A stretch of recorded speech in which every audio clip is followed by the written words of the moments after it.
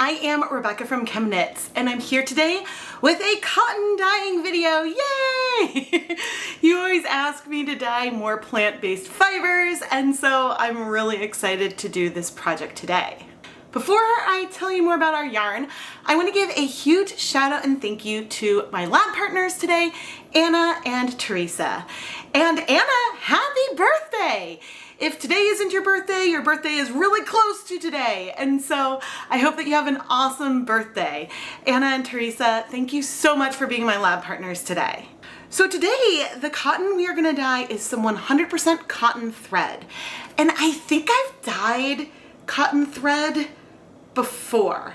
And by cotton thread, this is like crochet cotton thread versus cotton sewing thread versus cotton sewing thread, which is super, super thin. Let's take a closer look. You know, I don't know what makes something thread versus yarn. I don't know what the difference is because, yeah, I'm now super curious. Haha, I wasn't trying to make a pun with curio. But this is the number 10 crochet thread. It is, I would say, more of a lace weight with 721 yards per 100 grams. And so it is very thin compared to some other cottons. And I don't know if we'll dye it today, I also have some number 3 crochet thread. This one is more, I would say, of a fingering weight. It has 295 yards per 100 grams. Typically, I would say cotton has fewer yards per gram, potentially, than wool. I think it's a little bit denser, but I'm not also entirely sure. But anyway, we have the yarn in these neat little balls. They actually even have like a little cardboard tube in them. And I want to go turn them into skeins. So we're going to go use my skein winder to take care of that. This is my skein winder. I've already attached the 2 thinner cottons here. And this is where I am going to try, as I spin this around a few times, to not snap the yarn. It's always a concern with thinner yarn. I always forget that I should wind it a few times before starting, but so far so good. And, oh, I did it the wrong way.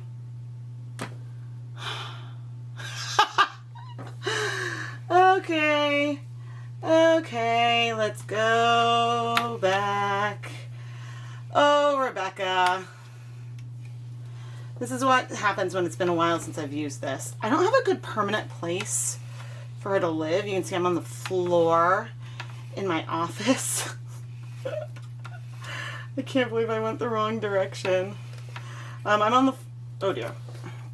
And this is why we wrap it a few times. I'm on the floor of my office, and yeah, if there was a permanent place for her to live, then maybe I would use it more.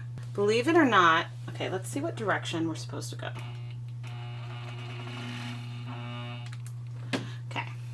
Believe it or not, there used to be a time where I would wind, oh my gosh, this one is not wanting to stay.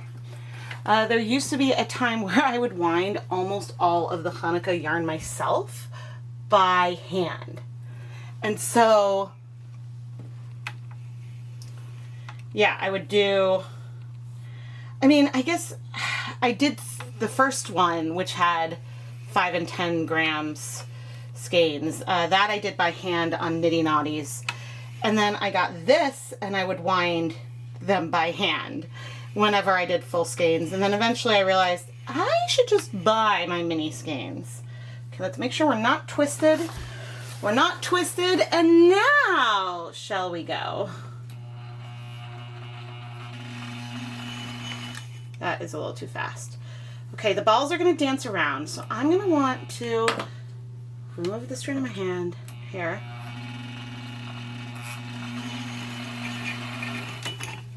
I don't know about this. How am I going to hold these? Oh dear. Let's see. Because the one hand, I can hold it in my hands and let these dance behind, but you don't want to get like a rope burn. So it's a delicate balance. And I also try to, okay, there we go. And when it goes out of control, I'll just turn it off. This is going to take a while. I probably should have done one at a time. Then I could hold the ball easier. But yeah, I think that you always want to be having the remote in your hand. But anyway, this is not sponsored. I'm going to go work on this off camera. Wish me luck. I found my rhythm. We're almost done. Here's one of the cardboard tubes that's at the center. And one just finished, and this is how much is left with the other. So the yardage is pretty darn close. Yeah, it would be easier if it was possible to do a center pull ball. And I have to make sure I didn't make a knot at the end of this one. So I'm going to finish this up and then we'll add some ties. All right, we're going to take the one end that is loose at the end, and I don't want it to come off, so I'm going to actually do sort of like a slip knot here. Does that work? No.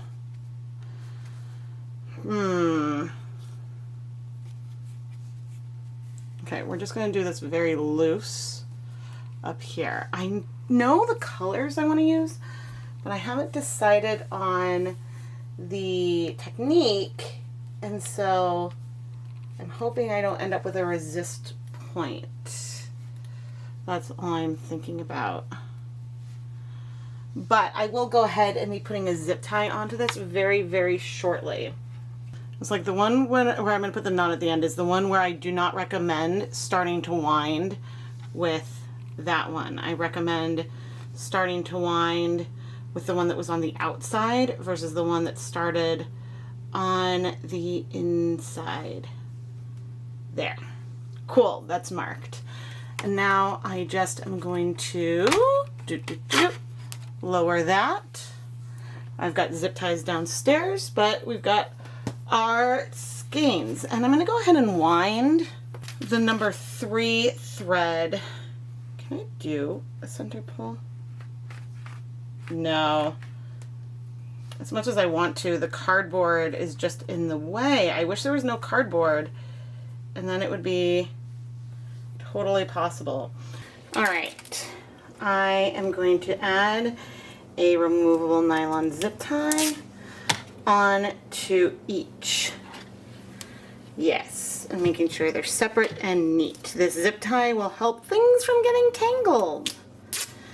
I probably should add some more ties. I don't really want to, but I'm gonna go cut some ribbon and add a couple of ties.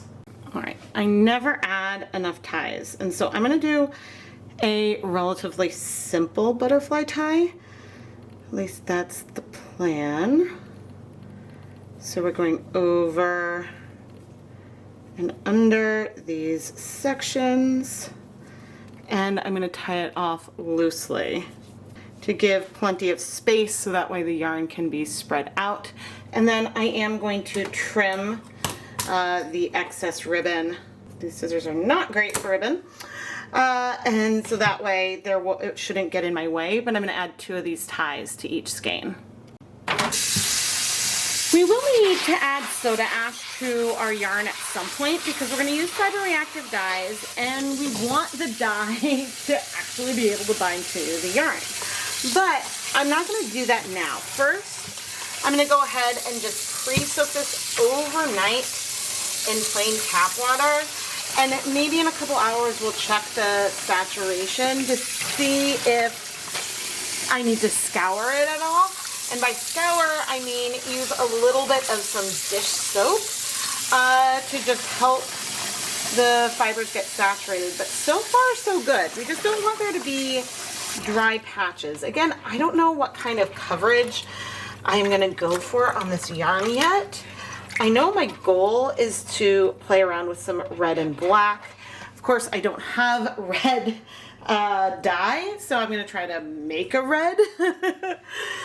And yeah, we'll see where that goes. So gonna set this aside for probably at least 18 hours, unless we check back in sooner. I actually pre-soaked the 300 grams of yarn or crochet thread for about a week. And I just transferred them into this shoebox with 8 cups of water to have a feel of what kind of volume might fit well for a tight immersion setup.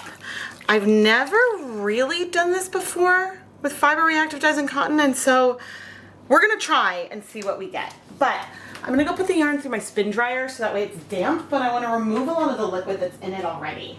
There, this way we won't have a water resist for this stage, but I'm gonna set this aside for now because we're going to measure out some dyes and some soda ash for our dye bath. I put on my deluxe rubber respirator mask, safety glasses, and gloves to start measuring out dye that I think I'll need for the 2 rounds of dyeing I have in my head, and to measure out the soda ash for our dye bath.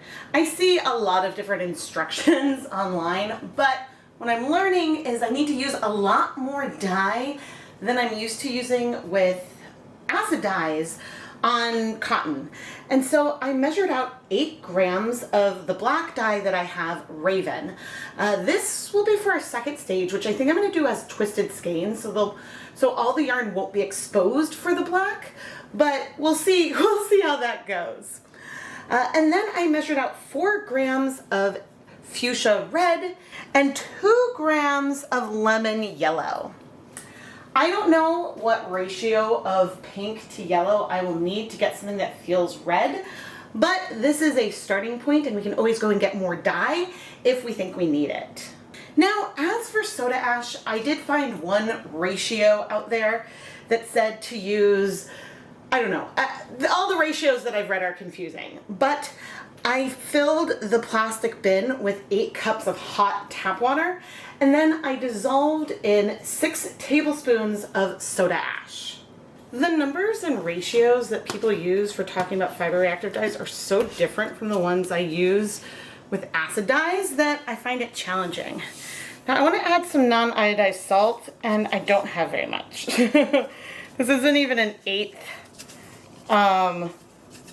of a cup, because one thing was like, oh, use between 75 and 100 milliliters of salt, and I'm like, I just don't know of anyone who ever talks about like powders as a volume like that, but I suppose that could be handy if people are used to dealing with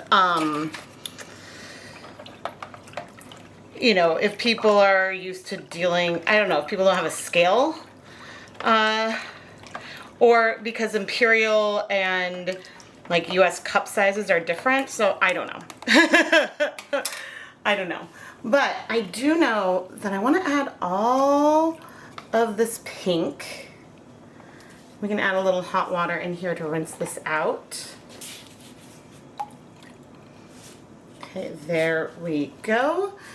And it is actually looking way more red right now. It is called Fuchsia Red, but I want to add some yellow to it. Now the yellow didn't dissolve completely. I don't care if our colors are splotchy. I'm adding approximately half of the yellow to our red. And when we add the yarn in, we'll see if it feels too pink. This definitely, hopefully didn't shift it to orange. It is feeling less pink to me. So we'll see, but let's go ahead and add our 300 grams of yarn. I don't know if I'd mentioned in my voiceover, ooh, that looks red. Oh, this is great. I don't think I mentioned in my voiceover, but my plan is to attempt something red and black. Oh, see, and this is going all the way through. See, with fiber reactive dyes, in general, I think you want less water. Because the more water you have, the less color penetration potentially you could get. I don't know. But this looks like a fantastic red color. I am gonna leave the yarn in here for, goodness, I'm debating. Let's do 45 minutes. and then we'll see where we are. It's so against my nature to not want to not heat set it. And I know you don't need to heat set with fiber reactive dyes. And it was with a tulip tie-dye kit that I did in my experiment many years ago, where I did heat versus time versus acid and found that steaming it for 30 minutes was sort of equivalent to letting it sit for 24 hours. So I don't know if we'll need to add heat next, because I'd like to reuse the same dye bath for the black, which means there would still be red in there, which is okay. Ooh, but see, the thing that's making me nervous is that it might not still be warm, it might be more room temperature. And so I don't know the best way then to heat that up. So we'll have to see. Maybe we could add a little bit of boiling water to it, but then we'd be diluting things even more. So I don't know. All I know is that this color looks great. And because we're not gonna see things clear, and that's the other thing that is challenging for me. Now, I did mix up our black dye straight away. I mixed that up and dissolved it at the same time as these other colors. I don't think I'll be stirring this much more. The reason why I could dissolve it already and not worry about that stock going, quote, bad, is that what makes your dye start to go bad is the fact that you have the soda ash in contact with the dye dissolved for a long period of time. It should not cause a problem for the dye to just be in water. It should not start reacting with that water, especially because my tap water is slightly acidic. And I just realized the camera was overexposed. And I think what I'm seeing on camera feels more like orange. What I see in person feels more red than this tablespoon, which is a red color. Although, I wonder if it's just lost some color because of the contact with soda ash. I'm gonna go wash that. I'm gonna wash it. One other tiny note. Why am I using yellow and a fuchsia to make a red? Well, I don't have a red fiber reactive dye right now. I picked a color that would be a little bit more like a primary, so that way I could try to mix my own custom blends as required. I'm feeling very enthusiastic that right now we're seeing such a bright color here, because that gives a better shot that we'll have a bright color in the end. I just don't know if this will work to do what it is I'm wanting to do, but we'll see. It has been 45 minutes and I am going to attempt to remove and squeeze out a lot of the liquid, oh dear, from our yarn. And the good news, so we've got a lot of color in here. All right. Now, I don't want to have to mix up new soda ash. I don't know if that's something that I should do. Please tell me if I'm doing something wrong here. But what I want to do here is just remove the yarn with as much liquid as possible. And I realized I had a solution for heating things up. But first, the way that I'll be able to heat things up is by bringing it outside. I don't know why that didn't occur to me before. So now I'm twisting up the skein because I want to add some resist. And we are going to basically be tie-dyeing our yarn. So I'm going to twist up each of these skeins as best I can. Now, there might be some tonal variation in these reds. There also might not be very much. It is hard to say because I haven't done this before and we also haven't rinsed it yet. We definitely could rinse it, but I'm not going to do that right now. Goodness, and someone gave an interesting tip for rinsing, which I don't know if I'll try today, but I want to try at some point. And that tip is to take the yarn after you've rinsed it, add it with your synthro pole into a hot water bath and heat that. And that should remove a lot of the unbound dye. But here are our twisted skeins ready to go. And now into this little bucket, we're gonna add all of our Raven dye. I'm contemplating rinsing this to get the last tiny bit. Okay. I don't want to dilute things a ton, which is why I'm trying to be very slow, deliberate, and careful. But now we are going to bring all of our yarn and add it back into the dye bath. And I don't know how black versus burgundy this is going to give us. Because right now, looking at that, that's looking very burgundy, but hopefully over time, it might give us something that feels more black. That's what I would love. Yeah, it's looking darker and darker. I have no idea like how long I should really wait with this.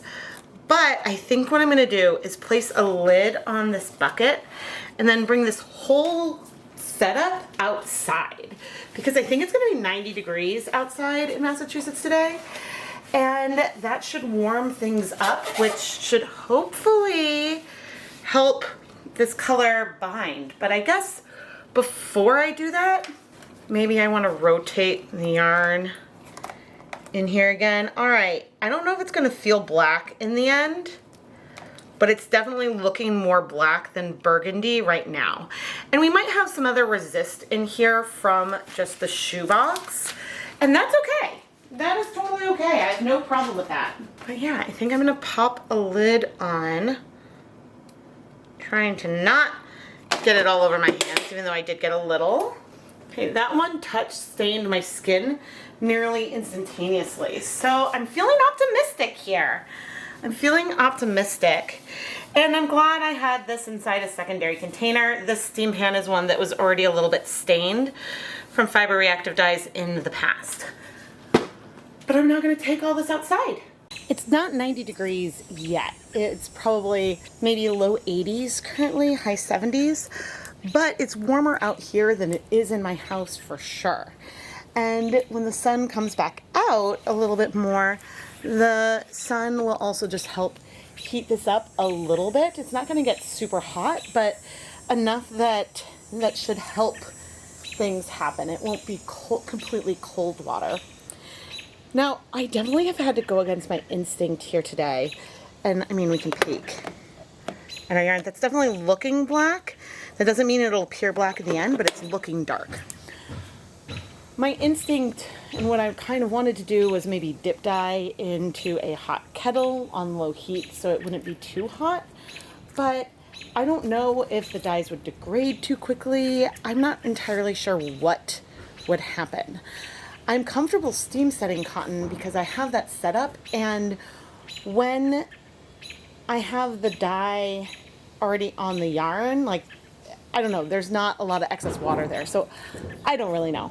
We'll just have to wait and see. But I'm gonna leave this at least an hour, I think, maybe more, and then we'll come back, bring it back inside and see what we've got.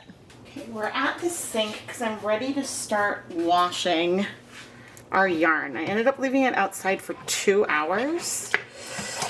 How am I gonna do this?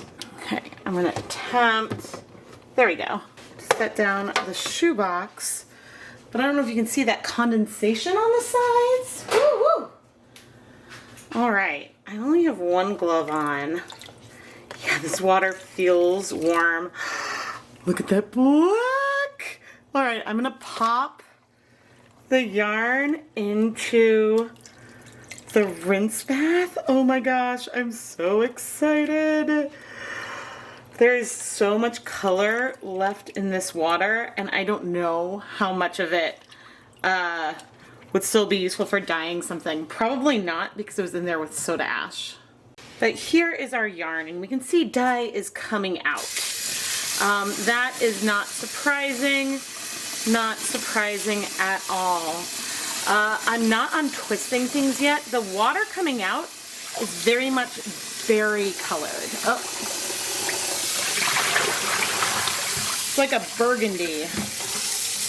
And again, I don't know how black the yarn is going to be versus burgundy, but I do want to add a little bit of dish soap in here already. Ooh. Yeah, what's coming out is more red. But I also want to make sure I'm rinsing out my sink because I don't want to stain my sink. Oh my gosh, that's so much color coming out. I will open these up eventually, but I want to rinse out as much as I can first. Look at that pop of red. Oh my gosh, if this worked. The problem is that, like, I still won't know. I feel like I can remove this glove now. Although we'll see how stained my hands get. Oh, and I can also make the water warmer for the washing. I feel like no matter what, I'm still not gonna know how much dye I should use next time. I mean, I'll know this worked, but I don't know how much dye I'm wasting, if that makes sense. Because how much did I use total? I would say I probably 5 grams for the red color, and then, was it 6 or 8 grams of the black? I think it might have been 8 grams. So that's just a lot. But given how much of this is just red coming off, and that these are starting to open up, let's open. Ooh, and see. Oh, that looks so cool. Oh my gosh.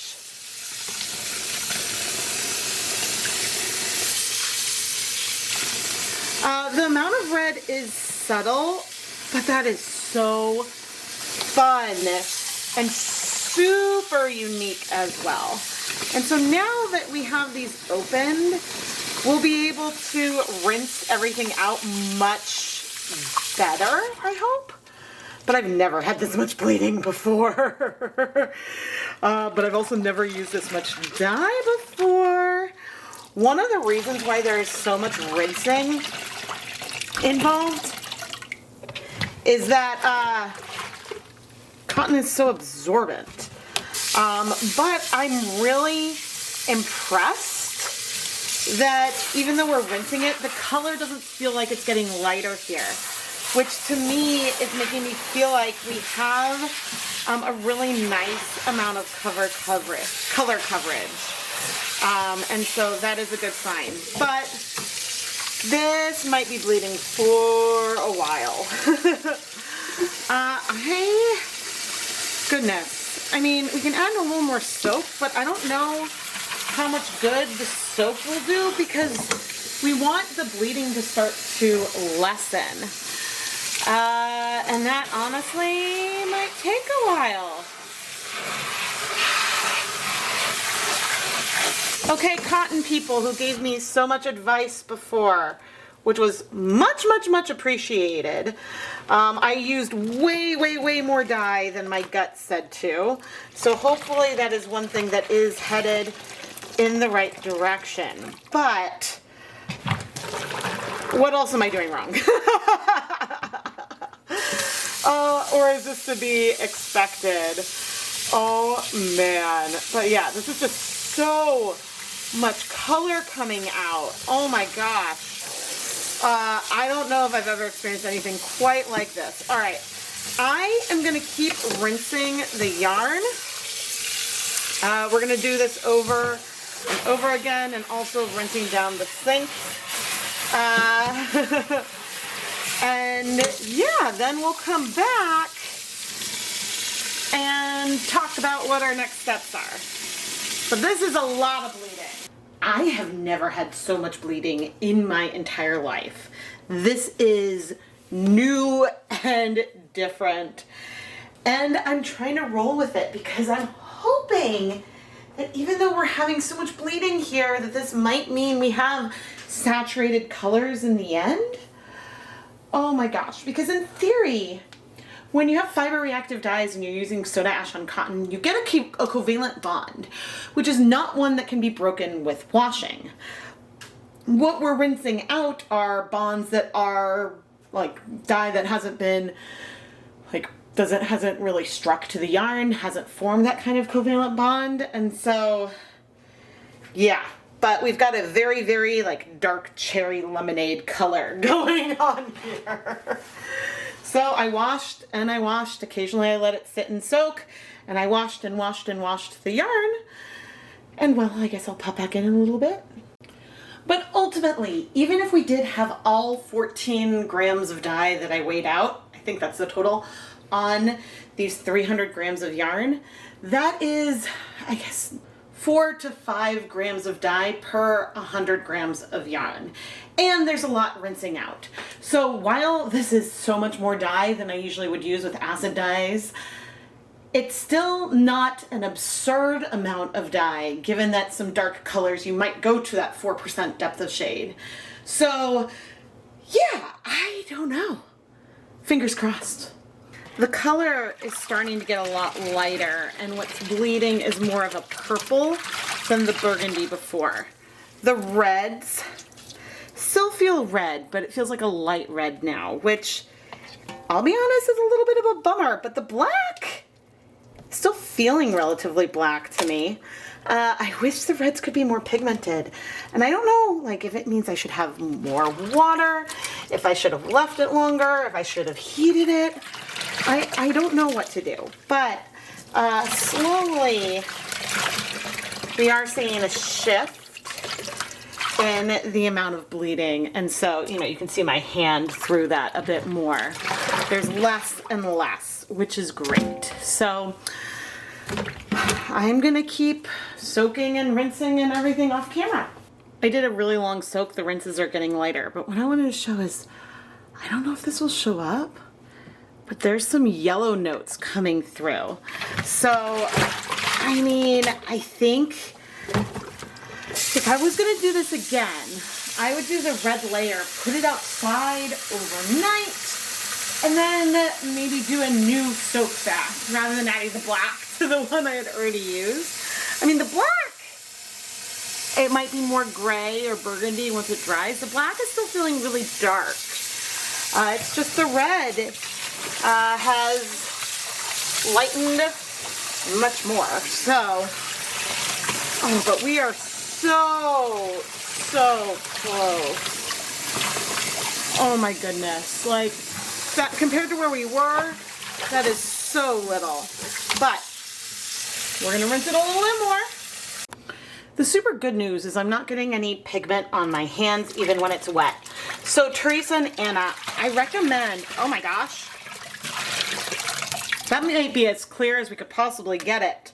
I'll do one more soak for good, or rinse for good measure. For good measure.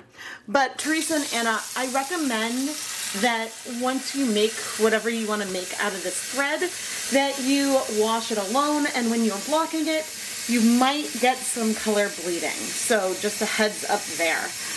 But just like a tie-dye t-shirt where there might be a little bit of bleeding for a few rinses, eventually it'll be okay. Oh, this is great. Okay, I'm gonna go put this through my spin dryer and hang it up to dry. Cross your fingers. Oh, I hope it still feels saturated, at least with the black. I used so much dye. Here is the finished dry yarn. I'm a little bummed that the red is a little bit lighter than what I'd anticipated. But I think that I should just leave the yarn in that soak for longer, or I should have brought that outside, because our black, I mean, in some areas, it's pretty black. I mean, yes, there's some lighter areas that are more gray, but we definitely have achieved something in some areas that I would define as a black. And that has me very excited. Now, there are also some areas where you can almost see the yellow, because I did mix a fuchsia pink and a yellow together to achieve our red here. And so we do have a tiny bit of breaking. I think this is my second time dyeing crochet cotton, and my first time trying this kind of resist with it and doing twisted skeins. And we've got some variable patches of red and black, but I think that that'll make a really fun and unique cotton yarn. And I will say this yarn is so soft or thread. Let me know what is most appropriate to call it. But I am really, really excited. Again, I wish the red was a little bit brighter, but you know what you could do? You could go over dye this to add more red, I think. I mean, I'm not going to do that today, but I think you could do that. Here's our slightly thicker cotton thread. And I was worried that we were gonna have some really long, uninterrupted patches of the red, but we really don't. And let's zoom in a little bit here.